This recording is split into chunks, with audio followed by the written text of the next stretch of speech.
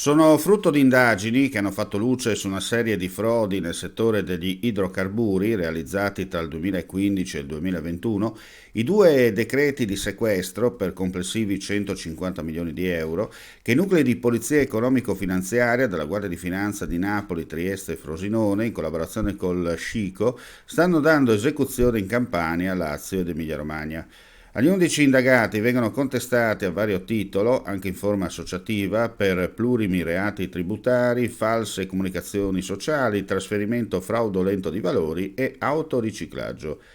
Per 6 la contestazione sono aggravate, in quanto i reati sarebbero stati commessi per agevolare due clan della Camorra, i Formicola e il Silenzio, dell'area orientale di Napoli. Per uno, infine, dall'aver commesso il fatto nell'esercizio dell'attività di consulenza fiscale.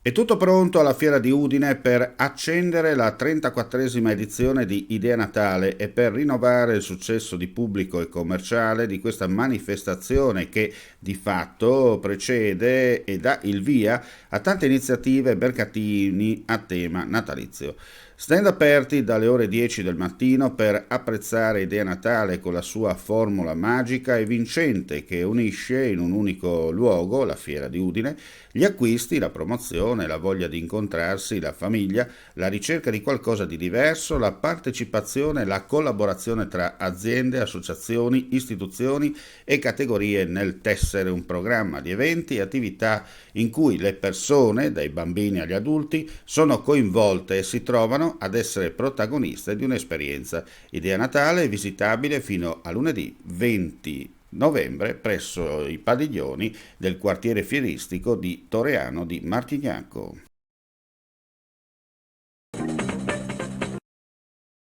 Rinnovare e dare nuovi contenuti al protocollo d'intesa fra il Friuli Venezia Giulia e la Repubblica Ceca e partire da subito con l'organizzazione di una missione istituzionale, economica, imprenditoriale e culturale per la prossima primavera. Con questo impegno il Presidente e il Vicepresidente della Camera di Commercio Pordenone Udine, Giovanni D'Apozzo e Michelangelo Agrusti, hanno stretto la mano stamattina nella sede camerale di Udine al Console Generale della Repubblica Ceca a Milano, Ivan Pociuk, e al Console Aggiunto Michael Bušašek, accompagnati dal Console Onorario a Udine Paolo Petiziol. In un momento così complesso a livello geopolitico in Europa e non solo, ha affermato il console, insediatosi da poche settimane nella sede milanese, è ancora più importante approfondire le relazioni dirette e rafforzare i rapporti in tanti ambiti, dalla cultura alla scienza all'economia. E l'incontro è stato il primo importante passo in questa direzione.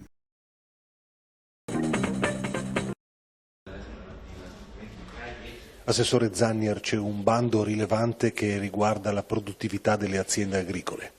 Sì, con questo bando che oggi è denominato SRD 01, ma era il vecchio bando investimenti della vecchia programmazione PSR, diamo avvio alla nuova programmazione della nuova PAC all'interno di questa nuova struttura dei fondi comunitari. È un bando importantissimo perché comunque ha una dotazione finanziaria di 30 milioni di euro ed è un bando che le aziende ormai conoscono nella sua tipologia. La novità è quella che verrà completamente istruito dalla presentazione delle domande a tutte le fasi conseguenti all'interno del nuovo PRFVG e quindi del nostro organismo pagatore. Questo è il bando principe per le strutture delle aziende agricole ed è, come dicevo prima, un bando che ha una prospettiva finanziaria importante ma anche una prospettiva temporale altrettanto importante perché esce subito all'inizio della programmazione e consentirà quindi di fare tutte le attività istruttorie e l'erogazione dei contributi.